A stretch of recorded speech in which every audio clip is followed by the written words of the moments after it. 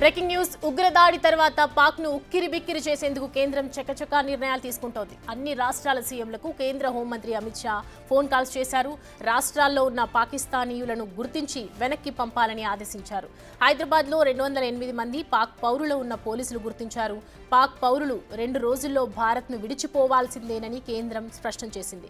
ఇప్పటికే పాకిస్తానీయుల వీసాలను కూడా రద్దు చేసింది. కశ్మీర్ ఉగ్రదాడి తర్వాత పరిణామాలు వేగంగా మారుతున్నాయి. సరిహద్దుల్లో కూడా ఉద్రిక్త పరిస్థితులు నెలకొన్నాయి.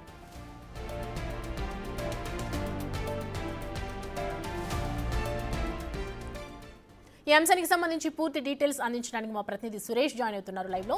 సురేష్, చూస్తున్నాం కదా, రాష్ట్రంలో ఎవరైతే పాకిస్తానీయులు ఉన్నారో వాళ్ళని తొందరగా వెంటనే పంపించాలన్నట్లు డిసైడ్ అయిపోయింది కేంద్ర ప్రభుత్వం. ఎంతవరకు పాపులేషన్ ఇక్కడ ఉండొచ్చు పాకిస్తాన్ వాళ్ళది?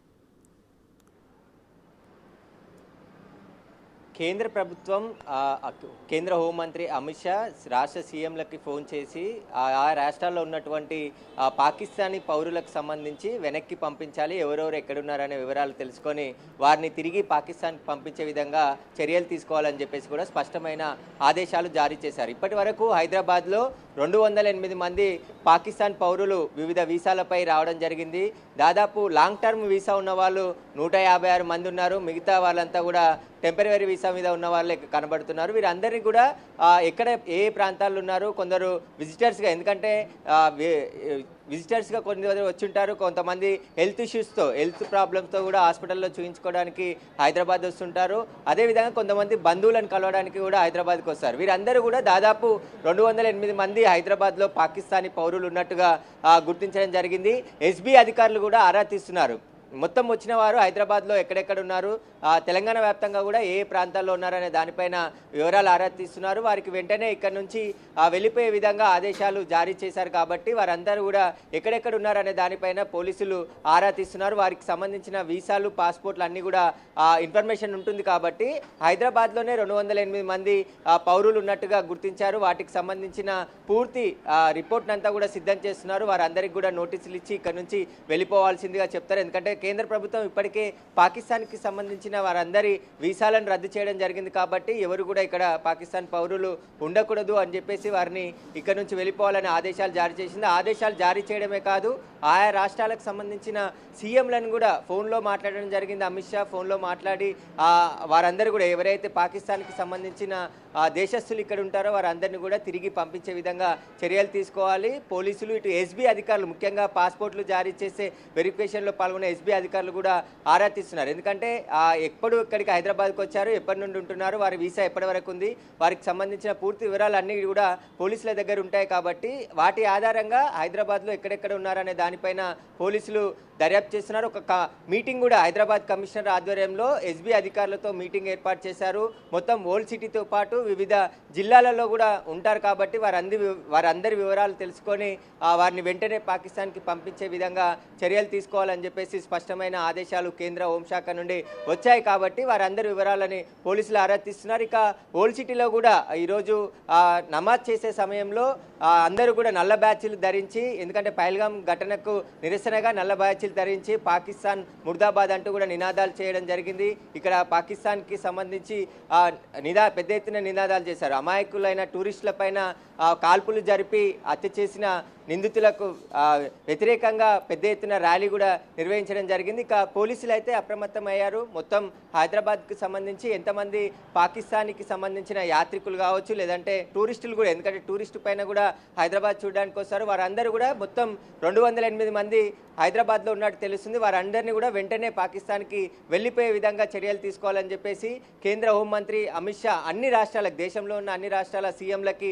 ఫోన్ చేసి మరీ సమాచారం అందించారు. కాబట్టి వారందరూ ఎక్కడెక్కడ ఉన్నారు, ఎక్కడ ప్రస్తుతానికి ఉన్నారనే దానిపై వివరాలు ఆరా తీస్తున్నారు. వారందరినీ కూడా తిరిగి వారి దేశానికి వెళ్ళిపోయే విధంగా చర్యలు తీసుకుంటున్నారు. సురేష్, ఎవరైతే ఈ పాకిస్తానీలు ఉన్నారో, సరే, ఇప్పుడు వీసాలు రద్దు చేసిన తర్వాత ఎలాంటి పరిణామాలు చోటు చేసుకునే అవకాశాలు ఉన్నాయంటారు?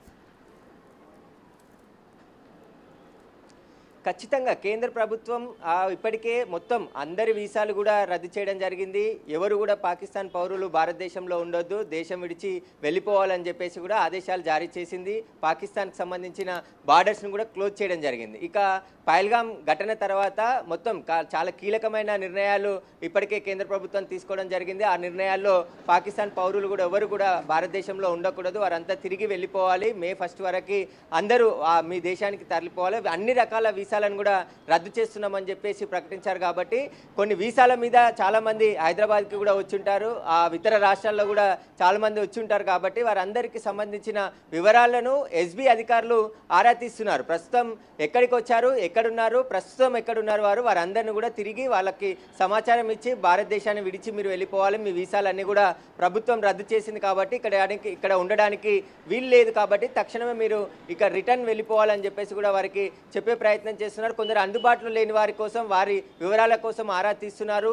ఎస్బీ అధికారులు గ్రౌండ్ లెవెల్లో ఉన్నటువంటి ఎస్బీ అధికారులతో కూడా సమాచారం తెప్పించుకొని వారికి సమాచారం చేరవేస్తున్నారు. కేంద్ర ప్రభుత్వం స్పష్టంగా ఆదేశాలు జారీ చేసింది కాబట్టి ఎవరు కూడా పాకిస్తాన్ పౌరులు భారతదేశంలో ఉండడానికి వీల్లేదు, వారి వీసాలన్నీ కూడా రద్దయిపోయాయి. కాబట్టి వారందరూ కూడా తిరిగి పాకిస్తాన్కి వెళ్ళిపోవాలని చెప్పేసి కేంద్ర ప్రభుత్వం ఆదేశాల మేరకు ఈ చర్యలు తీసుకోవడం జరిగింది. ముఖ్యంగా ఓల్డ్ సిటీలో కూడా కొంతమంది ఉన్నట్టుగా పోలీసులు గుర్తించడం జరిగింది. వారందరినీ కూడా ఏ పనిపై ఇక్కడికి వచ్చారు, ఎవరెవరిని కలిశారు, అసలు దేని మీద వీసాలు పొందారు, ఇక్కడికి వచ్చి ఉంటున్నారు, వారికి సంబంధించిన సమాచారాన్ని కూడా సేకరించడం జరుగుతుంది. ఎక్కువగా టూరిస్ట్ వీసాలపై ఎక్కువగా వస్తారు. కొంతమంది లాంగ్ టర్మ్ వీసాలు కూడా ఉన్నాయి. కాబట్టి లాంగ్ టర్మ్ వీసాలు ఏ విధంగా తీసుకున్నారు, ఏ బేస్ మీద వారు హైదరాబాద్ వచ్చారు, వారికి సంబంధించిన పూర్తి వివరాలను ఆరా తీస్తున్నారు. ఇక వారు ఎక్కడెక్కడ ఉన్నారు అనేది ముఖ్యంగా పోలీసులు కనిపెట్టే ప్రయత్నం చేస్తున్నారు.